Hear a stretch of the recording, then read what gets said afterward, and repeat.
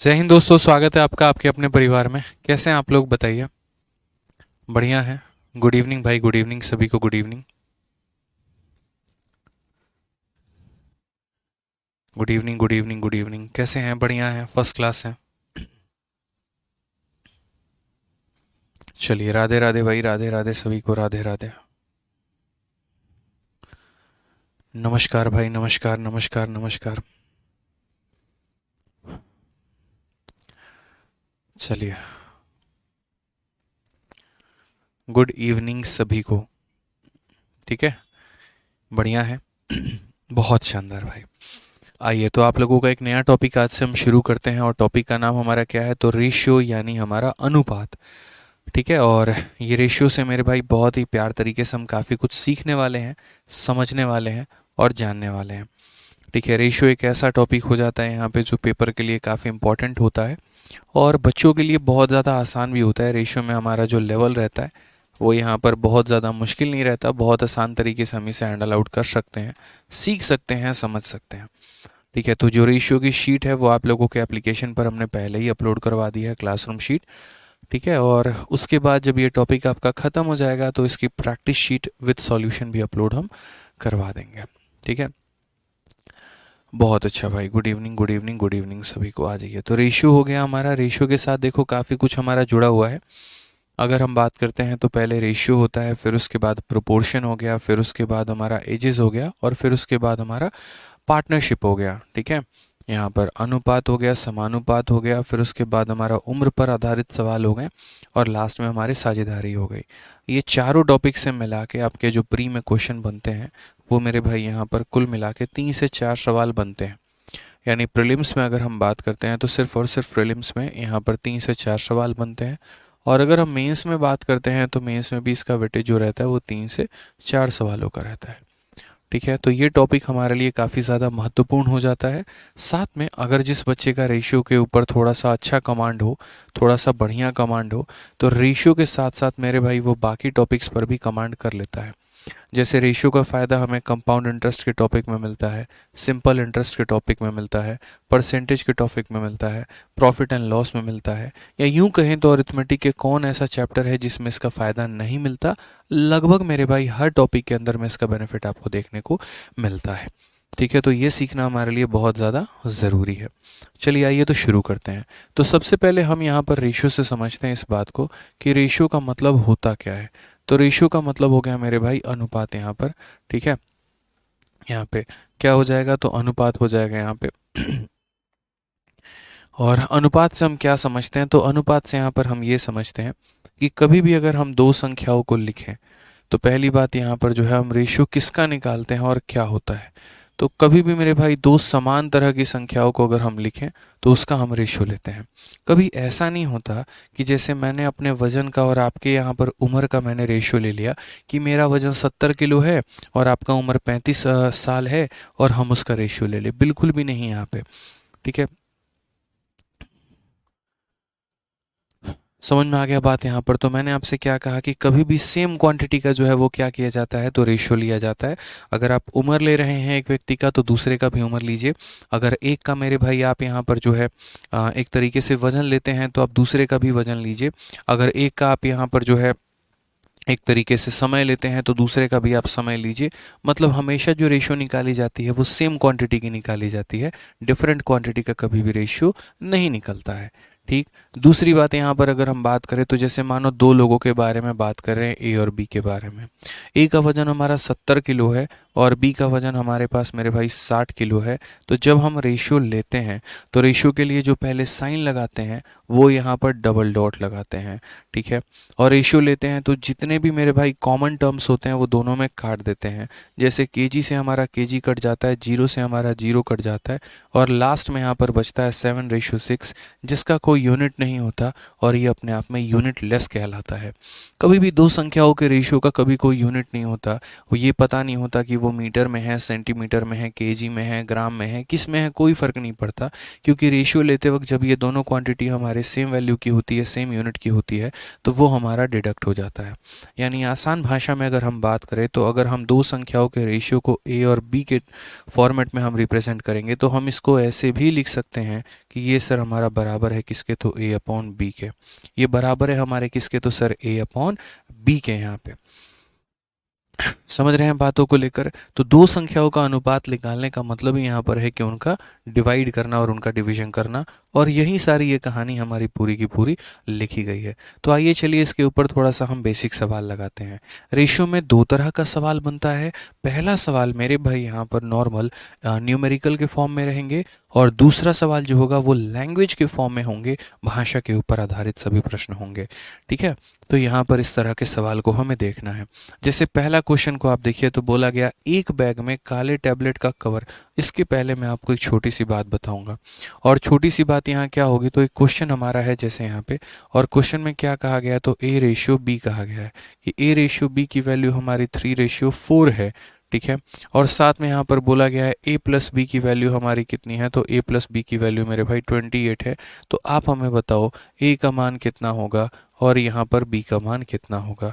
ये हमसे कहा गया है कि a का मान कितना होगा और यहाँ पर जो है वो b का मान कितना होगा। तो हम इसे दो तरीके से मेरे भाई सॉल्व कर पाएंगे। एक हम इसे बेसिक मेथड से सॉल्व करेंगे, और दूसरा मेरे भाई हम इसमें जो है थोड़ा सा अपना कंसेप्ट लगाएंगे। तो जैसे दो लोगों का जो अनुपात है, दो लोगों के बीच में जो रेशियो है वो 3 और 4 का है, सम हमारा 28 दे रखा है, तो वैल्यू कितनी होगी। तो दोस्तों समझिए इस बात को। आप लोगों से आज एक और बात कहेंगे, आज काफ़ी बच्चे लाइव हैं, लगभग 2000 के संख्या में मेरे भाई बच्चे जो है वो लाइव हैं। तो उन 2000 बच्चों से मेरा जो कहनाम रहेगा वो यहाँ पर ये रहेगा कि जैसे आज आप पहली क्लास में लाइव हैं, वैसे ही मेरे भाई आखिरी क्लास तक लाइव बने रहें, तो आप कंप्लीट रेशियो का सेंस सीख पाएंगे। कमी आप लोगों के अंदर से ये हो जाती है कि पहली क्लास लाइव रहते हैं, दूसरी रहते हैं, तीसरी में गायब हो जाते हैं, कोई ज़रूरी काम आ जाता है, किसी से मिलने जाना पड़ जाता है, किसी को मनाने जाना पड़ जाता है, किसी का रिप्लाई देना बहुत ज़रूरी हो जाता है। ठीक है, तो ये काम ठीक है, करते रहेंगे, जीवन इससे चलना है और बिल्कुल चलेगा। इसके बिना तो ज़िंदगी का मेरे भाई उद्धार ही नहीं हो सकता है, बिल्कुल करना है। लेकिन उसमें एक चीज़ और ध्यान रखना है कि कभी अगर किसी दिन क्लास मिस भी हो गई तो मेरे भाई बाद में जाके उसकी रिकॉर्डिंग देख लेनी है। नहीं तो फिर वही होता है कि एक वीडियो छूट गया तो अब दूसरा कैसे समझ में आए। तो इस वजह से आपका फिर वो इकट्ठा होते चला जाएगा, होते चला जाएगा, होते चला जाएगा, और टीचर ने पूरा सिलेबस भी कंप्लीट करा दिया और आपके एंड से 2 साल होगा और सिलेबस कंप्लीट भी नहीं हो पाएगा। तो ये गलती मत करना मेरे भाई। जो गलती होती है बच्चों में, डेडिकेशन, अपना चैलेंज लेके चलना कि नहीं यार मुझे कम से कम इस टॉपिक को सीखना है, बढ़िया तरीके से मुझे रेगुलर रहना है और मुझे लाइव रहना है, चाहे मेरे हालात, मेरे सिचुएशन कुछ भी हो जाए। ठीक है, तो इस बात का ध्यान रखना है यहाँ पे। तो ए और बी का रेशियो हमारा कितना है, तो 3 और 4 है। तो यहाँ पर जब हम रेशियो को वैल्यू में रिप्रेजेंट करते हैं तो हम कैसे लिखते हैं, समझो। हम बोलेंगे लेट ए बराबर, एकदम हम बेसिक से बता रहे हैं, मेथड नंबर 1 कि लेट ए की वैल्यू कितनी होती है। तो जब भी आप रेशियो को वैल्यू में रिप्रेजेंट करते हो तो ए का मान हमारा कितना होगा, तो 3x होगा। बी का मान हमारा कितना होगा, तो यहाँ पर हमारा 4x हो जाएगा। तो सवाल के अनुसार दोनों का जो हमारा योग है वो हमारा 28 के बराबर है। तो बोलेंगे 3x प्लस 4x की जो वैल्यू है मेरे भाई वो हमारा 28 है। तो 7x का जो मान हो जाएगा वो कितना हो जाएगा, 28 हो जाएगा। और अगर 28 हो जाएगा तो यहाँ पर x का जो मान आएगा वो हमारा यहाँ पर 4 होगा। x का मान हमारा कितना होगा, तो 4 होगा। और अगर x का मान मेरे भाई 4 होगा तो हम यहाँ बता देते हैं a की वैल्यू हमारी कितनी होगी।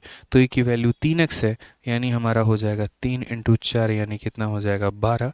और b की वैल्यू यहाँ पर अगर हम बात करते हैं 4x है, तो 4 × 4 यानी हो जाएगा यहाँ पर 16। ये बात का ध्यान रखेंगे। ये हमारा एकदम बेसिक फॉर्मेट है कि सर कभी भी अगर हम किसी भी अनुपात को अगर मान हम देते हैं तो हम उसके साथ एक वेरिएबल लगा कर मेरे भाई बताते हैं। तो यहाँ पर a का मान 3x हो गया, b का मान 4x हो गया यहाँ पर।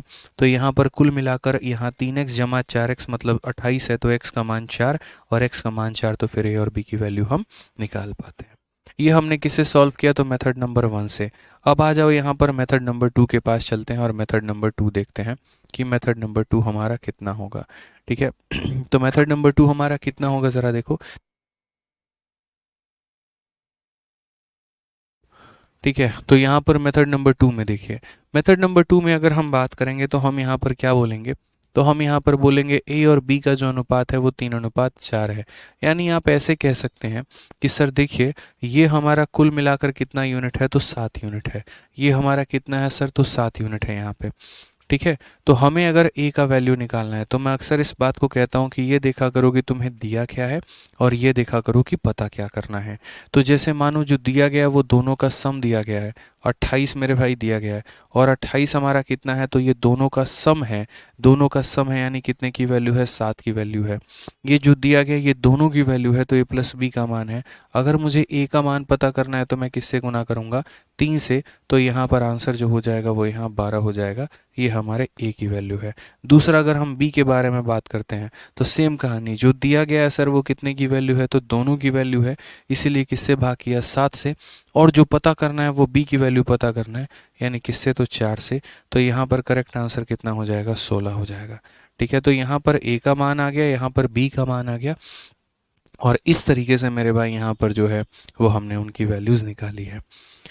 सूरज कुमार सिंह मेरे भाई, 10 महीने में मेरा कोई भी बैच कंप्लीट होता है और 8 से 10 महीने के बीच में ही मेरा कोई भी बैच कंप्लीट होगा। यदि आपका बैच 10 महीने से ऊपर का हो गया है तो आप कमेंट बॉक्स में लिखें, और अगर नहीं हुआ है तो शांति से चुपचाप क्लास को अटेंड करें, क्योंकि हम जो पढ़ाते हैं वो आपको प्री और मेंस दोनों लेवल का पढ़ाते हैं। ठीक है, लल्लू फल्लू सवाल करवा के बैच को हम एंड नहीं करते हैं। ठीक है, यहाँ पर क्लास में बकैती काट के समय पूरा नहीं करते हैं मेरे भाई, हम ईमानदारी से अच्छे से पढ़ाते हैं, दबा के कंटेंट देते हैं। तो उसके लिए मुझे 8 से 10 महीने चाहिए आपके सिलेबस को पूरा करने के लिए। हम ऐसा कभी नहीं करते कि आपको ऐसा पढ़ा दें कि ज़िंदगी में दोबारा फिर आपको किसी टीचर की कोचिंग लेने की आवश्यकता पड़ जाए और कहीं और से आपको क्लासेस रेंट करनी पड़े। 1 महीने फालतू लेना पसंद है मुझे, लेकिन आपका पैसा 2 बार किसी और इंस्टीट्यूट में लगवाना वो मुझे पसंद नहीं है। आप कहीं और से पढ़ के मेरे पास आ सकते हैं, लेकिन मेरे से पढ़ने के बाद आपको कहीं और जाने की आवश्यकता ना पड़े, इस बात का बहुत अच्छे तरीके से हम ध्यान रखते हैं। तो ये 2-4 बच्चे जो मेरे भाई बार बार ये पूछ रहे हैं बैच कब तक कंप्लीट होगा, तो बड़ा सिंपल सा सवाल है मेरा। जब भी हम कोई बैच लॉन्च करते हैं, बहुत साफ भाषा में, आसान भाषा में एक ही बात कहते हैं, 8 से 10 महीने का वक्त लगता है और उतना लगेगा। यदि आपके पास इतना समय है तो लाइव बैच लीजिए, और नहीं है तो आप रिकॉर्डेड बैच लेकर अपनी तैयारी वहाँ से करिए। बट पेशेंस आपको देना पड़ेगा सर।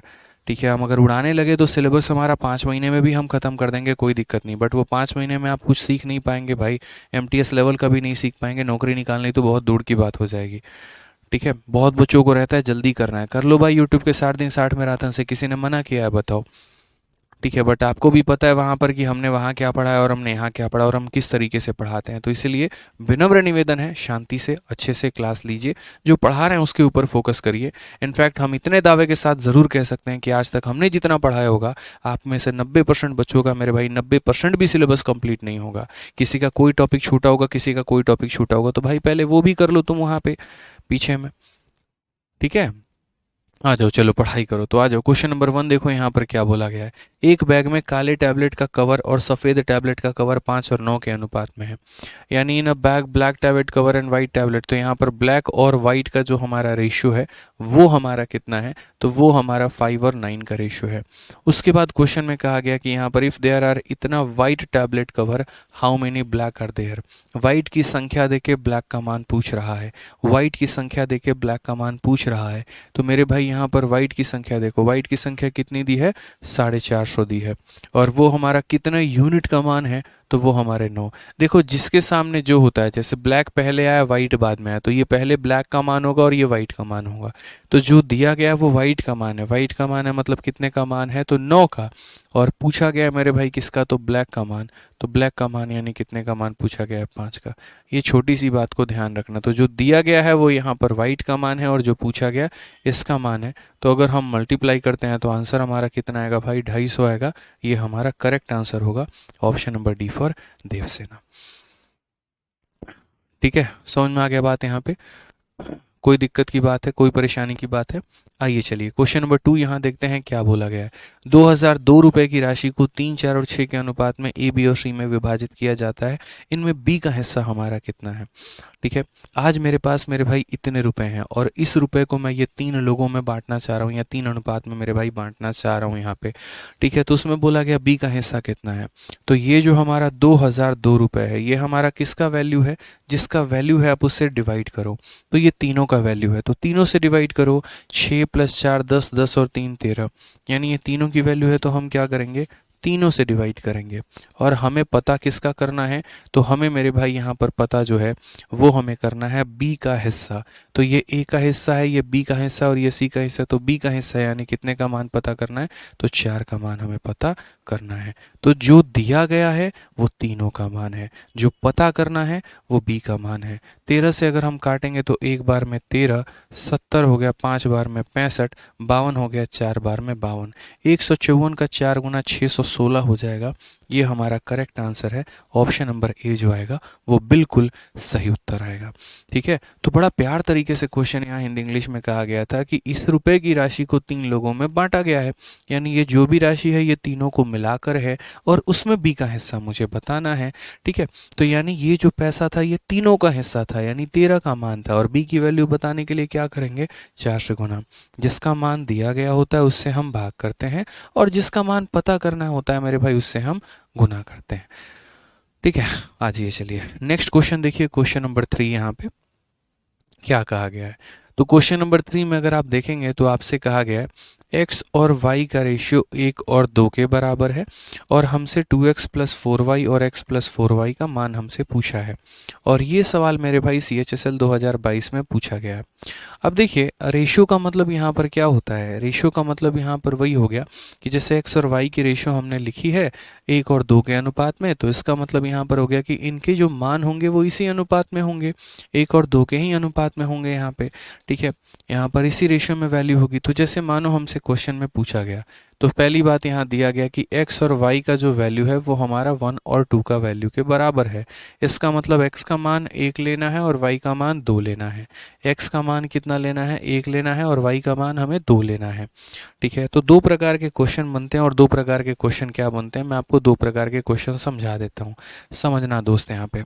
जैसे मानो एक हमारा क्वेश्चन नंबर 1 मैंने आपके लिए ये बनाया कि x रेशियो y की जो वैल्यू आती है वो हमारी हो गई मानो 3:2 हो गई। तो आपसे मैंने यहाँ पर पूछा कि यार है ना, मुझे यहाँ पर इसकी वैल्यू बताओ x प्लस वाई और x माइनस वाई। तो यहाँ पर हमारा कितना इसका मान है। और दूसरा क्वेश्चन सेम मेरे भाई एक और क्वेश्चन है हमारा यहाँ पर, और ये हमारा हो जाएगा x रेशियो y की वैल्यू 3:2 है। मैंने आपसे क्या पूछ लिया, तो मैंने आपसे पूछ लिया x square plus y square divided by यहाँ x square minus y square. और तीसरा क्वेश्चन मेरे भाई यहाँ पर क्या है, तीसरा क्वेश्चन यहाँ पर यह है कि x और y का जो रेशियो है सेम कहानी है 3:2 है। यहाँ पर मैंने पूछ लिया x प्लस वाई स्क्वायर, और यहाँ मैंने पूछ लिया वाई स्क्वायर, या मान लीजिए यहाँ पर x माइनस वाई मैंने आपसे पूछ लिया, और मैंने कहा ये वैल्यू बताओ क्या होगा। मैंने आपसे एक ही तरह के 3 सवाल पूछे हैं, और मैं 2000% श्योर हूँ कि इसमें से एक का आंसर गलत आएगा। ठीक है, किसी ना किसी का आंसर गलत ही आएगा, मतलब ठीक है, ये मैं श्योर हूँ यहाँ पे। आप लोग फिलहाल मुझे आंसर बताइए, फिर मैं आपको बताता हूँ कहाँ आप लोगों ने गलती की है और क्या आप लोगों ने गलती की है। ठीक है, बताइए। आदर्श कुशवाहा, आपकी सारी बातें भाई हम सुनते हैं। ठीक है, कह रहे हैं कि सर आपको देखकर सुकून मिलता है, और आप जो हैं सुनते ही नहीं हैं, तो हम बड़ा दुखी फील करते हैं। अरे भाई सारी बातें सुनते हैं, सारी बातें देखते हैं, ऐसा नहीं है, काहे दुखी आ रहे हो बताओ। ठीक है, कोई बात नहीं, हमसे बात नहीं हो पाएगा, हम नहीं देख पाएंगे, तो वो तो देखेंगे ना आपको, तो कोई बात नहीं, उनको देख के खुश रह लीजिएगा। बताइए। ठीक है, आ जाइए चलिए, तो इस क्वेश्चन का उत्तर दीजिए आप लोग। पहले का आंसर कितना होगा, दूसरे का आंसर कितना होगा, तीसरे का आंसर कितना होगा। मुझे यहाँ पर तीनों का आंसर चाहिए, मुझे यहाँ पर क्या चाहिए मेरे भाई, तो तीनों का आंसर चाहिए। अब देखो इसमें बच्चों से गलती क्या होती है, अक्सर 90% लोग जो पढ़ाते हैं, ठीक है, या फिर जो पढ़ते भी हैं, तो उन लोगों के मन में हमेशा पता है क्या रहता है कि x और y का रेशियो यहाँ पर अगर 1:2 है, तो 90% लोगों को हमने पढ़ाते देखा है कि x का मान 1 उठा लेना और y का मान 2 उठा लेना। और बेचारा बच्चा करे भी क्या, जो सिखाएगा कोई तो वही सीखेगा, और वही सीखेगा तो वही अप्लाई करेगा। तो वो यहाँ पर क्या करता है, x का मान 1 उठाएगा, y का मान 2 उठाएगा। उसी तरीके से अगर हम यहाँ बात करते हैं इस पर्टिकुलर से क्वेश्चन में दोस्त यहाँ पे, तो इस सवाल में अगर आप देखेंगे तो x का मान कितना है, 3 है तो उठा लिया, y का मान 2 है उठा लिया। यहाँ आंसर भी दे दिया कि 3 + 2 और यहाँ 3 - 2। ठीक है, तो आंसर हमारा कितना आ गया, तो 5/1 आ गया। बहुत शानदार, सही आंसर है, कोई दिक्कत नहीं है, कोई परेशानी की बात नहीं है, पहले का आंसर सही है। उस बच्चे ने बेचारे ने यहाँ पर भी सेम कंसेप्ट लगाया, उसने कहा कि सर x का मान कितना लेना है, 3 लेना है, y का मान कितना लेना है, 2। तो 3 का स्क्वायर 9, 2 का स्क्वायर 4, 3 का स्क्वायर 9, 2 का स्क्वायर 4, ये हमारा हो जाएगा 13 और ये हमारा हो जाएगा 5। सर ये भी आंसर सही है, इसमें भी कोई दिक्कत की बात नहीं है मेरे भाई।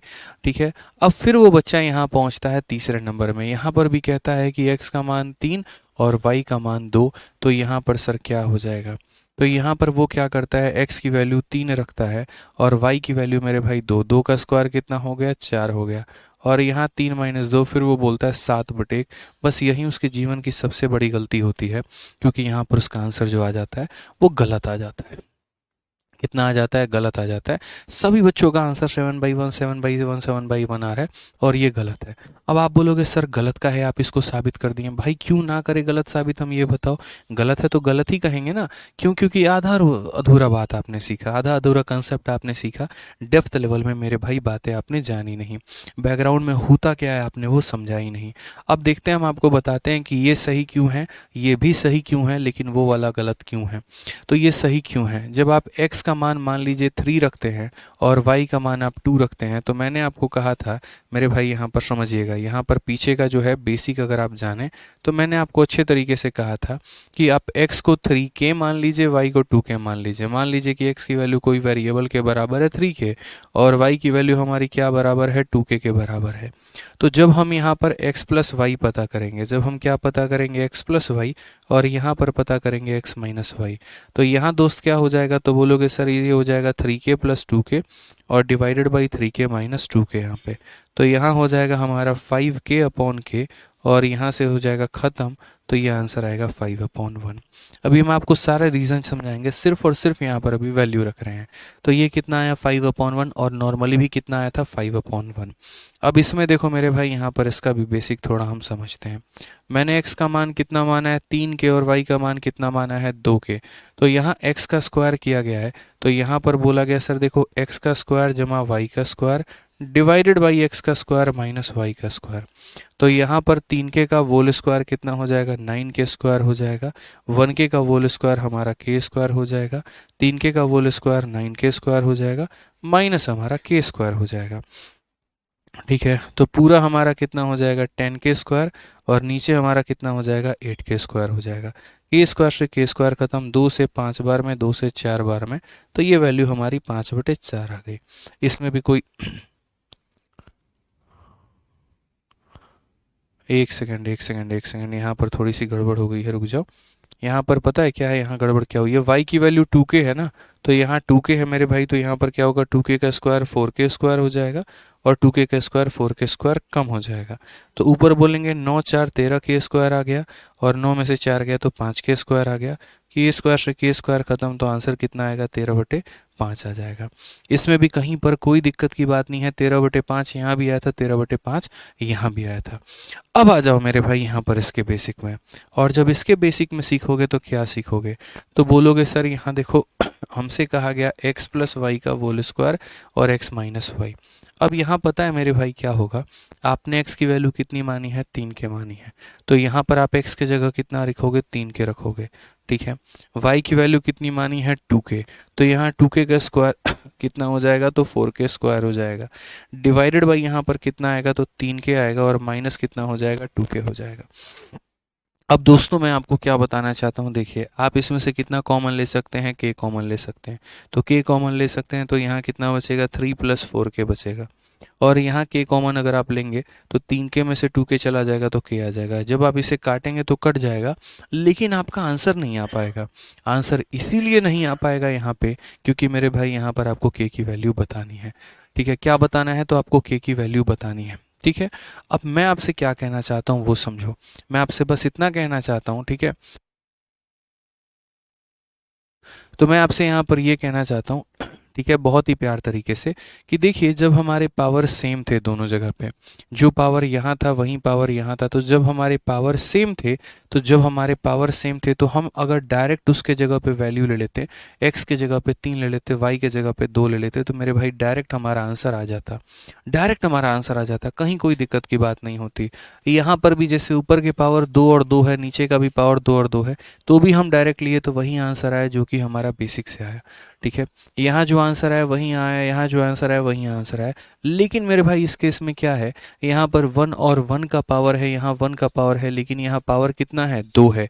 तो जब यहाँ पर मेरे भाई पावर डिफरेंट होते हैं उस केस में ये आंसर अलग आता है और ये आंसर अलग आता है, और ये गलत माना जाता है, सही से माना जाता है। यानी आसान भाषा में करें या आसान भाषा में कहें तो ये कहेंगे कि जब पावर हमारे सेम होंगे तो आंसर को डिटरमाइन किया जा सकता है, लेकिन हमारे जब पावर ही अलग होंगे तो मेरे भाई आंसर जो होगा वो कैन नॉट भी डिटरमाइन होगा। तो इस केस में आंसर क्या होता है, तो इस केस में सॉफ्ट भाषा में, आसान भाषा में इसका आंसर हमारा सीधा सीधा होता है कैन नॉट बी डिटरमाइन, पता नहीं किया जा सकता है। यदि मेरे भाई अगर न्यूमरेटर का और डिनोमिनेटर का पावर सेम नहीं होगा, ठीक है, अगर ऊपर और नीचे वालों का पावर सेम नहीं होगा ना दोस्त, यहाँ पे वो एक दूसरे को जीवन में कभी नहीं काट पाएंगे, और अगर वो नहीं काट पाएंगे तो आप उन्हें सॉल्व नहीं कर पाएंगे। इसलिए कभी अगर आप रेशियो को डायरेक्ट वैल्यू उठाते भी हो तो उसके पीछे का लॉजिक पता होना चाहिए कि भैया पावर सेम है तभी हम डायरेक्ट वैल्यू उठाएंगे, अगर पावर सेम नहीं होगा हम डायरेक्ट वैल्यू नहीं उठाएंगे।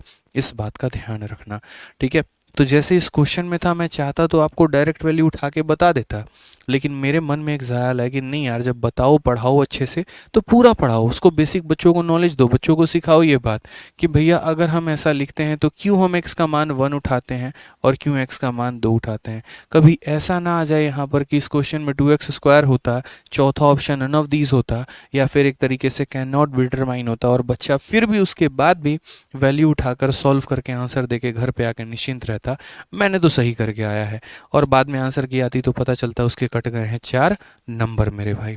तो ऐसा नहीं होना चाहिए, इस वजह से आपको इस बात का ध्यान रखना है, ठीक है। तो आ जाइए, तो यहाँ पर x और y का रेशियो 1 और 2 के बराबर है।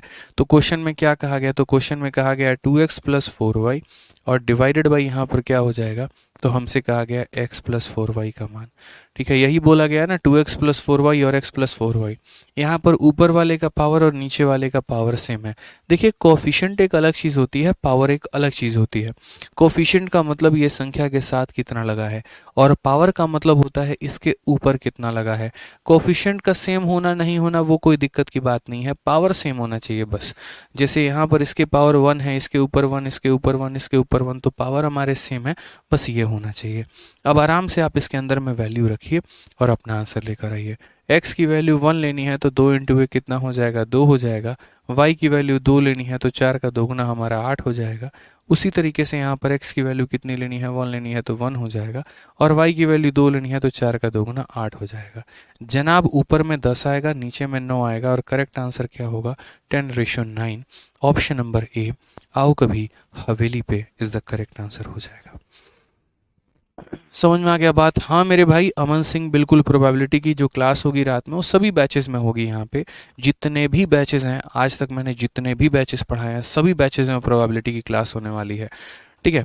प्रोबेबिलिटी की क्लास बिल्कुल रात में चलेगी आज से, और आज से आपका नया टॉपिक स्टार्ट हो रहा है प्रोबेबिलिटी करके, ठीक है, जो कि एकदम बेसिक लेवल से पढ़ाएंगे, और बेसिक से लेकर मेरे भाई सबसे टॉप लेवल तक हम आपको लेके जाएंगे, ठीक है। तो अगर किसी बैचेस में पढ़ा भी रखा है तो वो वीडियो प्राइवेट कर दी जाएगी, और आपको जो है या फिर मतलब वो रहने देंगे, और प्रोबेबिलिटी न्यू के नाम से आपको जो है हम पढ़ा देंगे, ठीक है। तो निश्चिंत रहें इस बात को लेकर यहाँ पे, ठीक है। एक बढ़िया कंटेंट के साथ बहुत ही ज़बरदस्त कंटेंट हमने पढ़ाया, तो हमने सोचा कि यार ये जो कंटेंट है ये हर बैचेस में जाए, हर जगह बच्चे हैं उसका पूरा भला हो, इसी वजह से।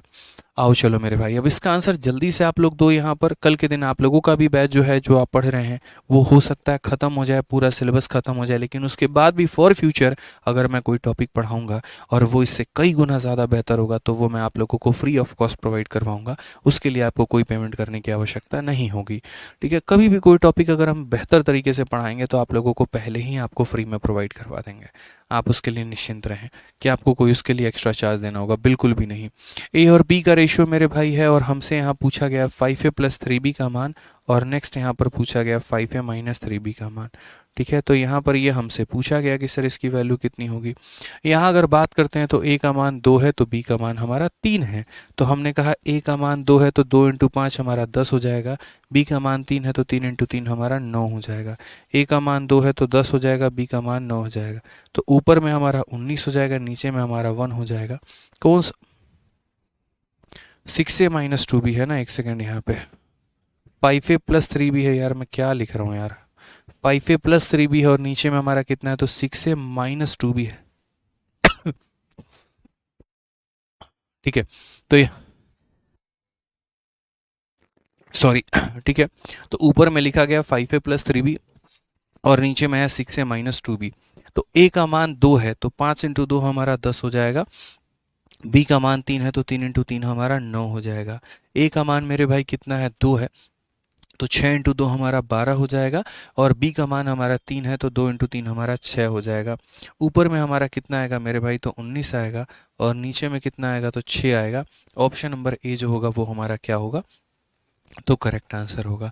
ठीक है, तो 5a प्लस 3b और 6a माइनस 2b हमसे पूछा गया है, तो यानी ए ऑप्शन, ए फॉर आओ कभी हवेली पे, करेक्ट आंसर होगा।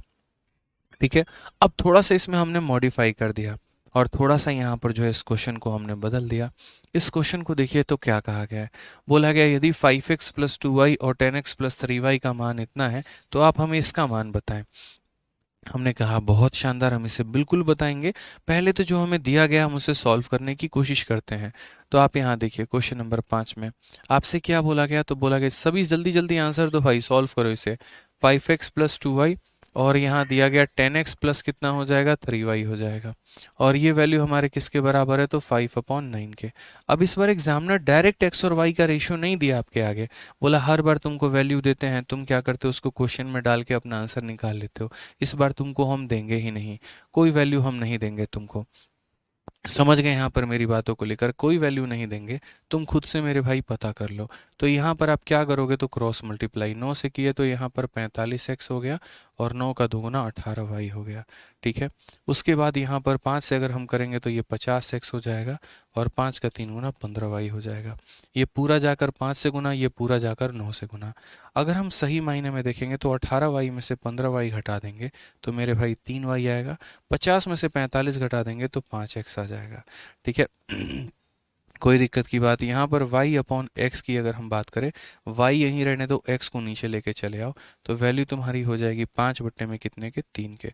तो y अपॉन एक्स का मान 5 बटे कितना हो जाता है, 3 हो जाता है। अब जैसे मेरे भाई यहाँ पर हमें इनका रेशियो मिला है कि y और x का रेशियो इतना है, तो उसके बाद हम उनके वैल्यू को रख सकते हैं और रख करके सवाल सॉल्व कर सकते हैं। तो यहाँ पर ज़रा देखिए, तो अगर हम बोलेंगे तो हमें वैल्यू किसकी पता करनी है, तो हमें वैल्यू पता करनी है 2x स्क्वायर प्लस यहाँ पर 3y स्क्वायर डिवाइडेड बाई यहाँ कितना हो जाएगा, तो डिवाइडेड बाई 4x स्क्वायर और प्लस यहाँ पर कितना हो जाएगा, तो 9y स्क्वायर के। यह हमें इसकी वैल्यू पूछी गई है। तो हमने यहाँ पर कहा x का मान 3 है, 3 का स्क्वायर 9 इंटू 2 हमारा कितना हो जाएगा, 18। ठीक है, y का मान 5 है, 5 का स्क्वायर 25 इंटू 3 हमारा कितना हो जाएगा, 75। ठीक है, उसके बाद x का मान 3 है, 3 का स्क्वायर 9 चौके कितना हो जाएगा, 36 हो जाएगा। y का मान हमारा 5 है, 5 का स्क्वायर 25 का 9 गुना हमारा 225 हो जाएगा। अगर हम इसे जोड़ते हैं तो 75 18 कितना होगा, तो 8 5 13 7 1 8 1 9 93 हो गया। और अगर हम इसे जोड़ते हैं मेरे भाई तो यहाँ पर 261 हो जाएगा। क्या हम इसे काट सकते हैं किसी भी संख्या से, बोलोगे सर यहाँ पर ये 3 से कटता दिख रहा है। 3 से अगर हम काटेंगे तो कितनी बार में कटेगा, 31 बार में। 3 से काटेंगे तो 8 बार में 24 और 7 बार में 21। 31/87 ऑप्शन नंबर ए जो है वो हमारा करेक्ट आंसर है। तो ये हमारा मेंस का पूछा गया सवाल है और मेंस के पूछे गए सवालों को भी हम बड़े बेहतरीन तरीके से उत्तर दे सकते हैं। कभी भी कोई भी ऐसा इक्वेशन दे दे तो आप उसे सॉल्व करिए, आप पहले रेशियो लेकर आइए और फिर उन्हीं वैल्यूज़ को आराम से रखिए तो आंसर आएगा। अच्छा, हमने यहाँ पर इन वैल्यूज़ को यहाँ क्यों रखा, इसीलिए क्योंकि ऊपर वाले का पावर और नीचे वाले का पावर सेम है। समझ में आ गया बात, यहाँ पर पावर हमारा क्या है, तो सेम है। यदि पावर हमारे सेम नहीं होते तो मेरे भाई यहाँ पर हम उस सवाल को सॉल्व नहीं कर पाते। ठीक है, चलिए यहाँ पर आ जाइए, क्वेश्चन नंबर 6 देखिए।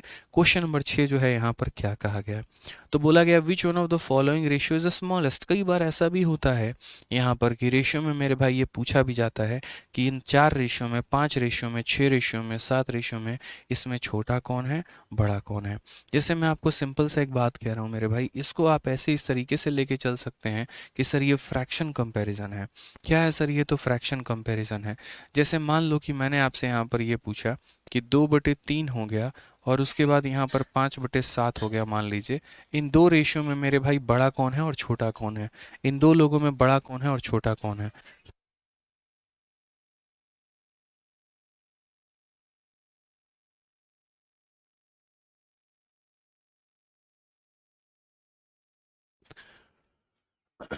ठीक है, क्लियर है ये बात यहाँ पे। तो हम बोलेंगे बोलेंगे सर देखिए किस तरीके से हम सॉल्व करेंगे, कैसे हम सॉल्व करेंगे। सिंपल सा क्वेश्चन कि इसमें बड़ा कौन है और छोटा कौन है, इन दोनों में मानो कल के दिन दंगल होगा। तो ऐसा तो बोलेंगे नहीं कि तुम लोग पटका पटकी करो आपस में, और पटका पटकी करके जौन जिसका ज़्यादा सर फोड़ दे तो समझ जाओ कि वो यहाँ पर विनर है और उसके अंदर ज़्यादा ताकत है। ऐसे तो यहाँ पर हम करेंगे नहीं ना।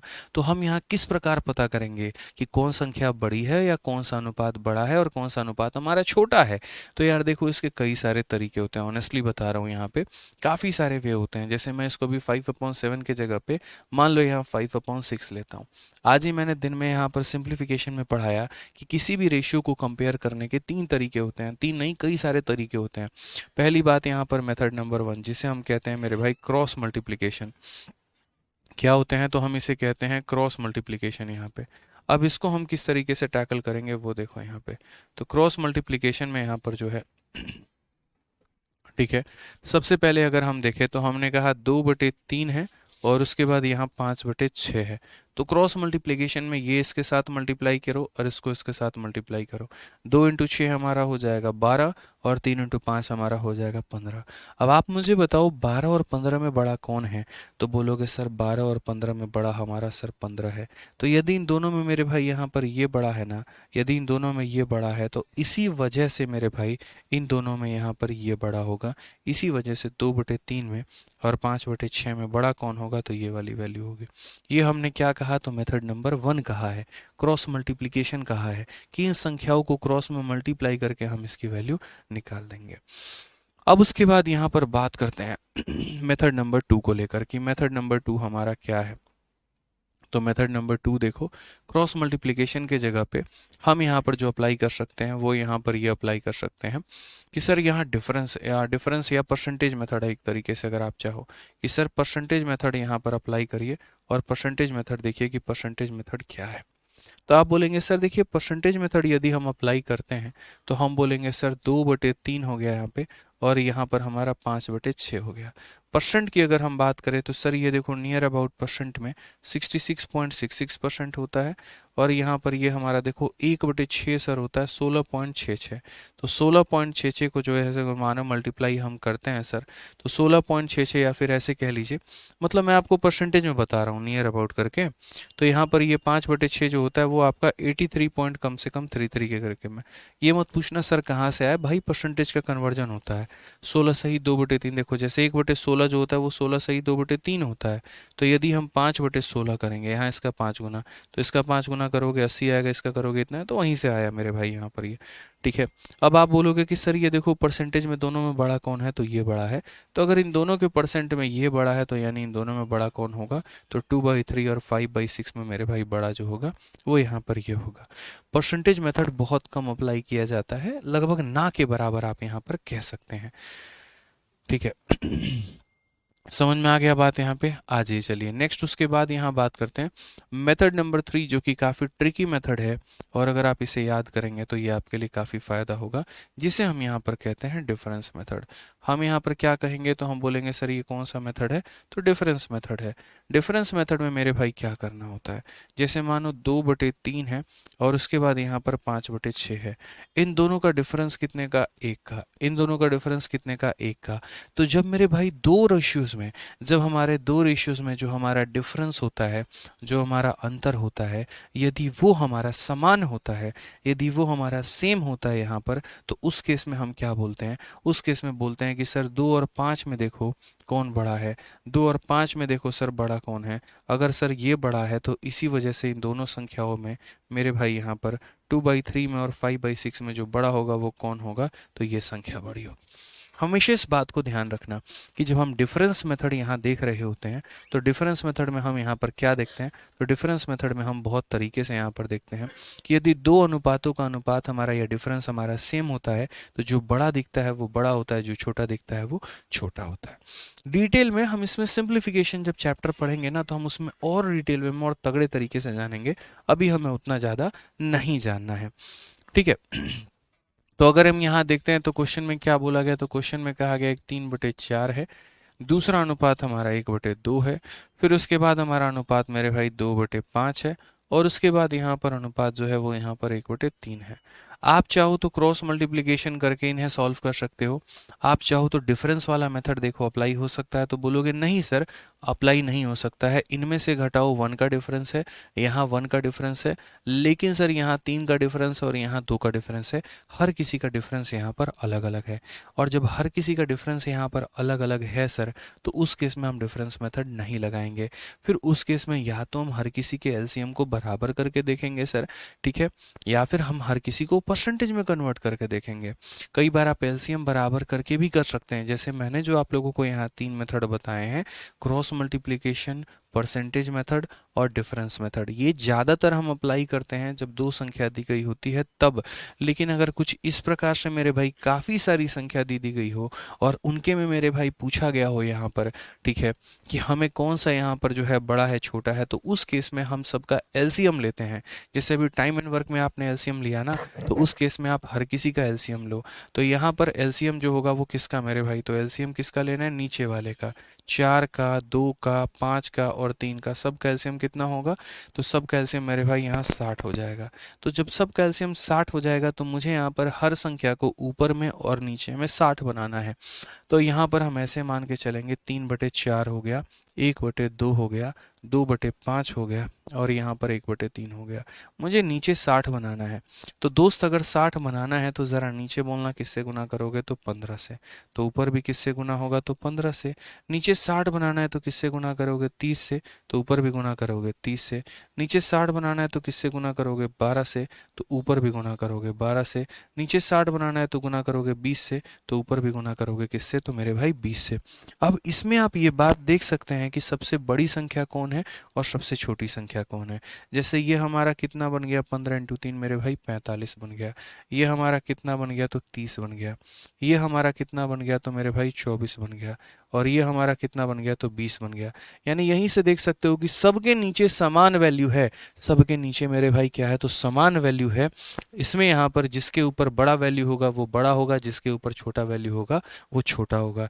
इसमें क्या पूछा गया मेरे भाई, which one of the following ratio is smallest, इनमें से कौन सा अनुपात हमारा सही है या सबसे छोटा है।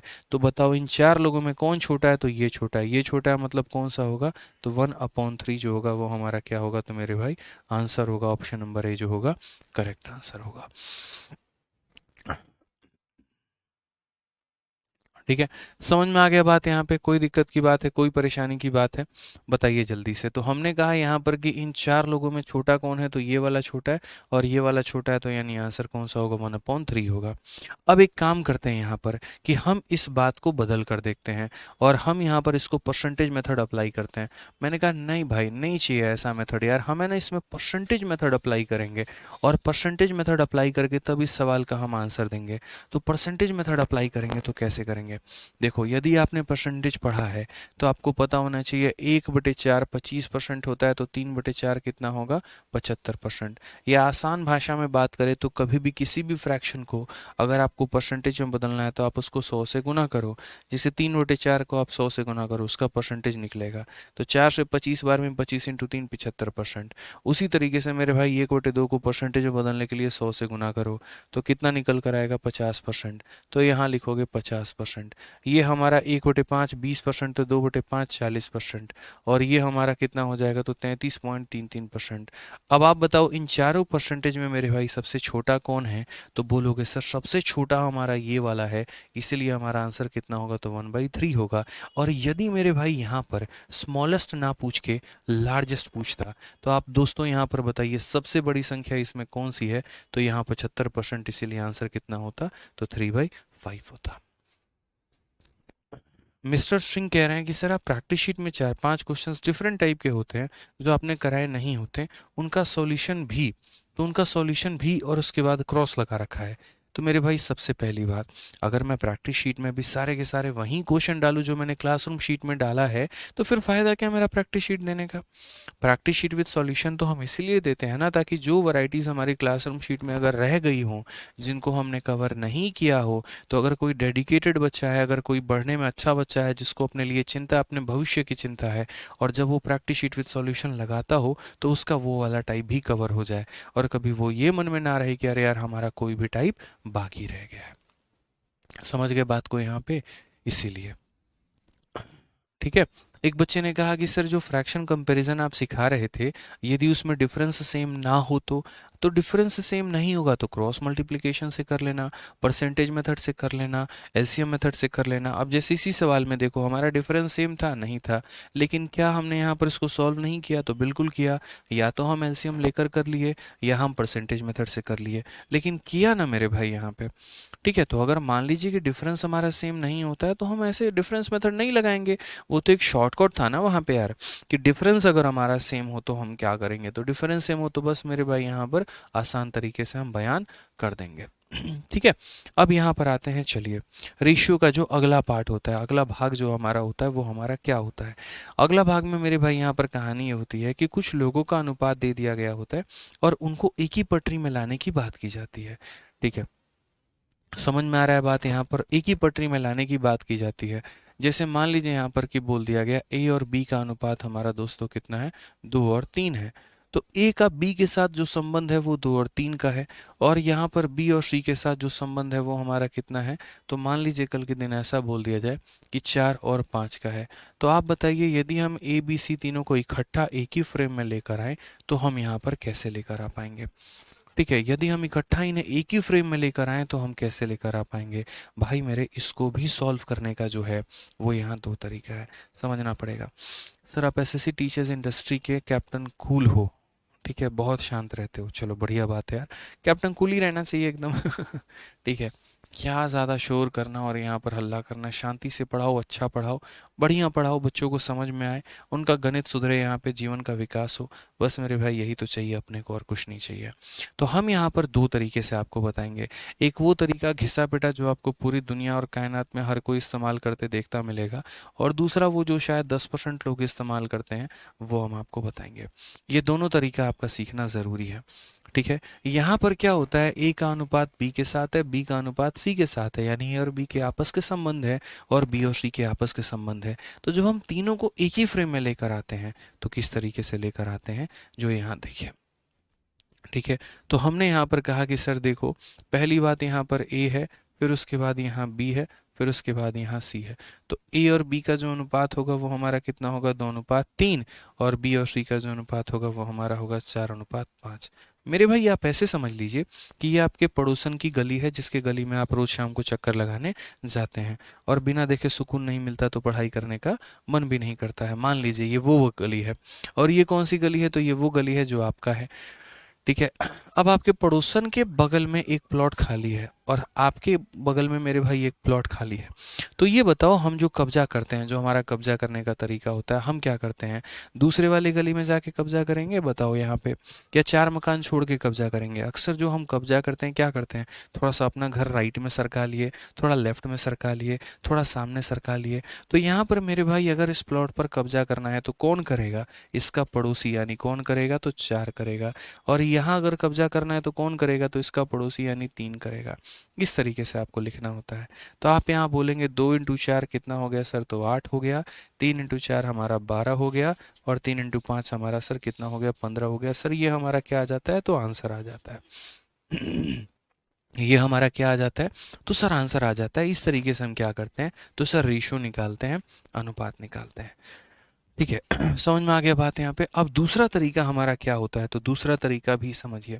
दूसरा तरीका मेरे भाई ऐसे हो गया, हमारा ए और बी हो गया, और हमने यहाँ लिख दिया।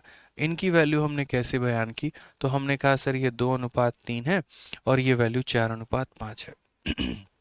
हमें यहाँ पर कहा गया है ए बी और सी का जो रेशियो है वो बताओ। तो हमने कहा सर इतना आसान है, इतना आसान है, इतना आसान है कि सर पूछिए मत कितना आसान है। सबसे पहले अगर आपको ए निकालना है तो आप इनको सीधा सीधा ऐसे मल्टीप्लाई करो सर। तो 2 × 4 कितना हो जाएगा, तो 8 हो जाएगा। मैं जो कर रहा हूँ उसी कलर से मेरे भाई मैं लिख भी रहा हूँ यहाँ पे। जैसे ब्लू कलर से मैंने दोनों को मल्टीप्लाई किया तो मैंने लिखा, तो पहले एकदम सीधा रेखा लेकर आना है, पहले इन दोनों की दोस्ती करवानी है। लेकिन उसके बाद क्या हो जाता है, 2 और 4 में अनबन हो जाता है। तो 4 कहता है मैं तेरे साथ पार्टनरशिप में क्यों रहूँगा, मैं तो अपना दोस्त बदल रहा हूँ। तो इसने यहाँ पर जो है 4 ने अपनी दोस्ती बदल दी। 4 ने पहले किसे धोखा दिया, 2 को। तो 4 ने 2 के साथ धोखा देके 3 के साथ कोलैबोरेट कर लिया और 4 इंटू 3 ये कितना हो गया, 12। मेरे भाई 3 को ये बात पता चल गई। 3 को ये पता चल गया कि ये इसको धोखा देके इसको चीट करके आया है, तो जब ये इसका सगा नहीं रहा तो मेरा क्या सगा रहेगा। इसने कहा चलो तुझे बताते हैं। कुछ बोला नहीं उसने यहाँ पे। अगले दिन वो मेरे भाई 3 अब इसके साथ दोस्ती तोड़ के 3 ने अपनी 5 के साथ सेटिंग बिठा ली और 3 इंटू 5 कितना हो गया, 15 हो गया। और ये हमारा करेक्ट आंसर हो गया। समझ रहे हैं। तो सांप सीढ़ी का खेल चलता है, एक बार सीधा एक बार टेढ़ा और फिर एक बार सीधा, ये हमारा क्या हो जाता है, डायरेक्ट आंसर हो जाता है। ठीक है, समझ में आ गया बात यहाँ पे, क्लियर है ये बात यहाँ। तो ये एक हमारा दूसरा तरीका हो जाता है, मेथड नंबर 2, जो कि मैंने कहा 10% लोगों को ही ये बात पता होती है। ठीक है, तो अगर आप यहाँ पर सॉल्व करेंगे तो यहाँ इस सवाल का उत्तर दीजिए। आप लोग जो मेथड लगाना है, आप जो मेथड लगाना है लगाइए दोस्त। यहाँ पे कोई रोक कोई टोक यहाँ पर नहीं है, बस आपको इस सवाल का आंसर देना है। जल्दी से दोस्त बता दो यहाँ पे किस तरीके से ये क्वेश्चन नंबर 7 का आंसर आप लोग दोगे, क्या तरीका होगा, आंसर बताइए। अपने को तो बस आंसर से मतलब है। बताओ भाई, क्वेश्चन नंबर 7 यहाँ पे क्या बोलोगे। ए और बी का अनुपात, बी और सी का अनुपात, हमें यहाँ पर तीनों का अनुपात चाहिए। बोलेंगे सर बस इतना हल्का सवाल। ठीक है, यदि हम मेथड नंबर 1 से करेंगे तो कैसे करेंगे, तो बोलेंगे सर ए हो गया, बी हो गया और सी हो गया। हम तीनों को लिखते हैं। पहले यहाँ पर देखिए ए और बी के बीच में संबंध क्या है, 2 और 3 का। तो यहाँ पर कितना लिखेंगे, 2 और 3 लिखेंगे सर। उसके बाद यहाँ बी और सी के बीच में संबंध क्या है, तो बी और सी के बीच में मेरे भाई 6 और 8 का संबंध है। तो यहाँ पर 6 लिखेंगे और यहाँ पर 8 लिखेंगे। हालांकि इस क्वेश्चन को आसानी से बनाया जा सकता है अगर हम चाहें तो। अगर हम चाहें तो मेरे भाई यहाँ पर बहुत आसान से बना सकते हैं। कैसे बना सकते हैं आपको पता है। अल्टीमेट हम यहाँ पर क्या करते हैं, यहाँ क्यों मल्टीप्लाई करते हैं और यहाँ क्यों मल्टीप्लाई करते हैं, इसीलिए कि हमारा बी सेम हो जाए। ठीक है, इसीलिए कि हमारा बी सेम हो जाए। यहाँ पर क्या हो सकता है कि ये 3 को 6 के बराबर किया जा सकता है। जैसे मानो इन दोनों के साथ b की वैल्यू 3 है और इन दोनों के साथ b की वैल्यू 6 है, तो यहाँ कॉन्ट्राडिक्शन आ जाता है। यहाँ पर क्या होता है, एक तरफ बोला जाता है b तेरा मान 3 है, दूसरा बोलता है नहीं तेरा मान 6 है। अब दोनों कंफ्यूज आ गए, b के दो अलग अलग मान कैसे हो सकते हैं, तो भाई उनको बराबर करना पड़ता है। तो बराबर करने के लिए आप यहाँ डायरेक्ट बराबर कर सकते हैं।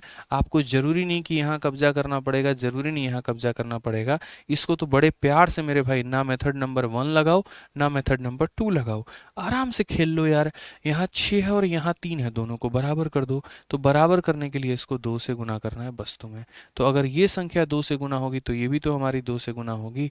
तो अब बताओ ए का मान कितना, तो बोलोगे 4। बी का मान कितना, तो बोलोगे 6। सी का मान कितना, तो बोलोगे 8। यानी सर काटोगे तो कितना आएगा, 2:3:4 होगा। ये करेक्ट आंसर होगा। कौन सा ऑप्शन होगा, तो ऑप्शन नंबर बी होगा। बट मुझे ये बात पता है कि मेरे ऐसे बताने के बाद भी कुछ परसेंट बच्चों के दिमाग में ये रहेगा, नहीं कुछ तो गड़बड़ है, आप इसलिए मेथड 1 से नहीं बताएं। हमको मेथड 1 से ही समझना है, हमको उसी से बताइए भाई, हम फिर तुम्हें मेथड नंबर 1 से बता देते हैं। बस मैंने एक छोटा सा पॉइंट कहा कि जब इसको बराबर किया जा सकता है तो फिर यहाँ क्यों लगाएं मेथड 1। अच्छा, कुछ बच्चे बड़ा खतरनाक भी होंगे। ए के लिए 6 यहाँ पर जो है 4 लिख देंगे और बी के लिए 6 + 6 12 लिखेंगे। भाई बी को तुम जोड़ क्यों रहे हो, ये बताओ पहले। हैं, बी यहाँ पर जब उसका मान 6 है तो 6 ही लिखो ना यार। वो तो 10 जगह आएगा, 10 बार आएगा तो हर जगह उसका मान 6 ही रहेगा। तो क्या 10 जगह ऐड कर दोगे, नहीं करोगे। ठीक है, बाकी अगर मेथड नंबर 1 से करना है या मेथड नंबर 2 से करना है तो कर लो भाई। यहाँ पर देखो ए अनुपात बी अनुपात सी लिख लो भाई यहाँ पे। ठीक है, बड़े प्यार से आराम से तीनों का अनुपात लिख लो। देखो दोस्त, यहाँ ए और बी के बीच में संबंध कैसा है, तो 2 और 3 का है। और बी और सी में संबंध कैसा है, तो 6 और 8 का है। आराम से यहाँ पर मक्खन की तरह इसके बगल में यहाँ पर ये कब्जा करेगा, इसके बगल में ये कब्जा। तो शुरू करो कब्जे का खेल। 3 के बगल में 3 आएगा, 6 के बगल में 6 आएगा। 6 इंटू 2 कितना हो जाएगा, 12। 6 इंटू 3 कितना हो जाएगा, 18। और 8 इंटू 3 कितना हो जाएगा, 24। लो भाई काट लो। 6 से 2 बार में, 6 से 3 बार में, 6 से 4 बार में। तो रेशियो आखिरकार वही आया जो ऊपर आया था और आंसर कितना आ गया, 2:3:4 मेरे भाई। ठीक है, तो मेरा जो कंसर्न रहता है वो यहाँ ये रहता है कि हम गणित को किस तरीके से आपके सामने आसान रूप में व्यक्त कर पाएँ, समझा पाएँ, सिखा पाएँ कि असल में आपके पेपर में जो क्वेश्चन आते हैं वो टफ नहीं होते हैं। बस हम लोग उस तरीके से नहीं सोचते हैं, इसीलिए वो हमें टफ लगता है। ठीक है यहाँ पे। अब ये क्वेश्चन आपके सीजीएल में पूछा गया सवाल है और ये क्वेश्चन में आपको थोड़ा सा ट्विस्ट कर दिया है, बस बच्चे इसी वजह से परेशान हो जाते हैं और उनका आंसर इसीलिए गलत हो जाता है। उनकी नज़र इस बात को एक्सेप्ट नहीं कर पाती। यहाँ ए और बी का रेशियो दिया गया है और यहाँ सी और बी का रेशियो दिया गया है। सी और बी और सी में बड़ा ज़मीन आसमान का फ़र्क है और आपसे पूछा गया ए अनुपात बी अनुपात सी। तो जब मेरे भाई आप यहाँ पर निकालेंगे तो आप यहाँ किस तरीके से इसको कैलकुलेट करेंगे, तो बोलिए यहाँ पर तो एक अनुपात बी अनुपात मेरे भाई सी। यहाँ पर तो क्या बोलोगे, ए और बी का वैल्यू का बात करें तो 5 और 8 हो गया मेरे भाई, और पहले बी लिखना है फिर सी लिखना है। पहले क्या लिखना है, बी लिखना है और मेरे भाई सी लिखना है। अमन सिंह मेरे भाई ऐसा लगता है कई बार तुम भाई पढ़ाई कम करते हो, तुम खोजी ज़्यादा करते हो यार। ठीक है, ये ऐसा क्यों नहीं है, वो ऐसा क्यों नहीं है, वो वैसा क्यों नहीं है, भाई पढ़ लिया करो ना यार बाकी बच्चों की तरह। क्या परेशानी होती है भाई तुम्हें, बताओ काहे नेता बनते रहते हो यार, पढ़ लिया करो भाई। यहाँ पर अगर हम बात करते हैं तो सी का मान हमारा कितना है, तो 4 है, और बी का मान हमारा कितना है, तो 3 है। ठीक है समझिए बात को लेकर। तो अगर हम b लिख रहे हैं तो पहले हम b का मान लिखेंगे, यानी कितना लिखेंगे, 3 लिखेंगे, और फिर c लिख रहे हैं तो हम यहाँ पर c का मान लिखेंगे। तो बड़ा ज़रूरी है पहले a और b का रेशियो लिखना, फिर यहाँ b और c का रेशियो लिखना। यहाँ पर बहुत बच्चे गलती करते हैं, सीधा 4 3 आता है 4 3 उठा के लिख देते हैं। नहीं, ऐसा नहीं करना है, समझो इस बात को। अब यहाँ पर देखो मेरे भाई, तो जैसे 3 है तो बगल में कब्जा 3 का, 8 है तो बगल में कब्जा 8 का।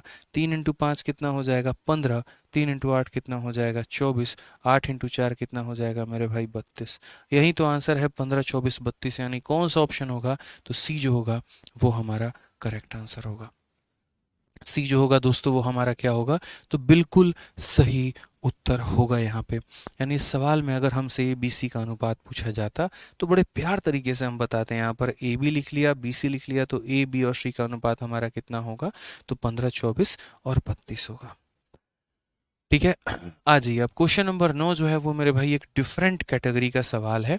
और यहाँ पर हमसे पूछा गया कि देखो यदि तुम्हारा 3x तुम्हारे 5y और तुम्हारे 4z के बराबर है तो एक्स वाई जेड का जो मान है वो हमारा किसके बराबर होगा। It's just different type of question. तो ये क्वेश्चन भी हम लोग टैकल करेंगे, लेकिन आज की क्लास में नहीं, आराम से कल की क्लास में धीरे धीरे करके आराम से हम इसको बढ़ाएंगे, बढ़िया तरीके से सीखते चलेंगे यहाँ पे।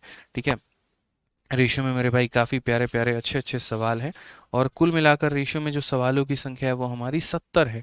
ठीक है, तो हम सभी सवालों को टैकल करेंगे, सभी सवालों को हम सीखेंगे, जानेंगे यहाँ पे। ठीक है, तो बढ़िया तरीके से आप लोग रिवाइज कर लीजिएगा आज के सेशन को पूरा बढ़िया तरीके से। उसके बाद यहाँ पर रात में अभी आप लोगों की क्लास लगाई है हमने 9 बजे से प्रोबेबिलिटी की, तो आप लोगों को प्रोबेबिलिटी की भी क्लास अटेंड करनी है। प्रोबेबिलिटी के बाद जो है कल आप लोगों की प्रोबेबिलिटी की 2 क्लासेस चलेंगे, वो अटेंड करना होगा आप लोगों को। ठीक है, प्रोबेबिलिटी भी एकदम ऐसे ही हम बेसिक से आराम आराम से सिखाने वाले हैं तरीके से, ताकि थोड़ा बहुत जो हमारी क्लासेस कैंसिल हुई हैं या थोड़ा सा जो है डिले हो गया वो हम कंपेंसेट कर पाएँ, थोड़ा सा हम आप लोगों को आगे लेकर आगे बढ़ पाए यहाँ पे। ठीक है चलिए आ जाइए, तो मेरे भाई मिलते हैं अगले सेशन में। अभी के लिए इतना ही, बहुत बहुत धन्यवाद। ध्यान रखिएगा आप लोग अपना, खुश रहिएगा, मस्त रहिएगा। आज के लिए इतना ही, धन्यवाद, थैंक यू। ठीक है।